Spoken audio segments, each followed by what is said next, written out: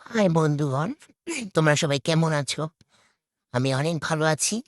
আজকে তোমাদের মাঝে নিয়ে আসলাম নতুন একটা রেসিপি। দেখতে থাকো। এগুলো হলো কুমড়ো ফুল।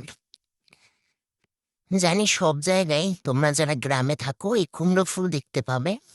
আর যারা খেয়েছো তারা কমেন্ট করে জানাবে। কুমড়ো ফুলের বড়া বানাতে দেখো আমি চাল আর ডাল ভিজিয়ে নিলাম। মানে অনেক আগে ভিজিয়ে রেখেছিলাম।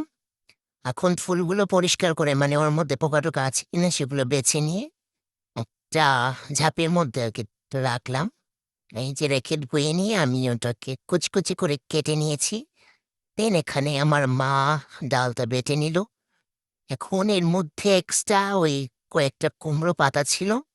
তোমরা এটা স্কিপ করতে পারো, বাট আমার মনে হলো দিলে ভালো লাগবে, খারাপ লাগবে না। এই যে এখানে এখন ডালটা পুরোটা দিয়ে দিল, কাঁচা লঙ্কা কুচি দিয়ে দিল, তারপর পেঁয়াজ কুচি, লবণ, হলুদের গুঁড়ো, মরিচের গুঁড়ো সামান্য দিয়েছে। এর মধ্যে কিছুটা তেলও দিয়ে দিয়েছিল।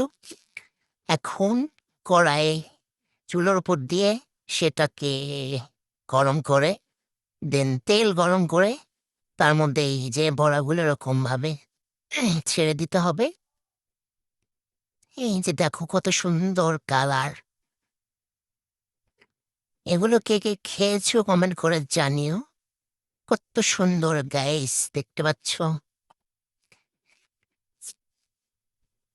এই যে দেখো, এত সুন্দর, মানে এত টেস্ট। তোমরা না খেলে বুঝতে পারবে না, একবার ট্রাই করে খেয়ে দেখো। ভীষণ মজার একটা জিনিস। অনেক ভেতরে অনেক জুসি ছিল। মানে খেতেই আলাদা একটা টেস্ট। তোমরা আসলে বললে বুঝবে না। একবার বানিয়ে খেয়ে দেখো। দেখছো কত সুন্দর লাগছে বড়াগুলো। নমস্কার, ভালো থেকো।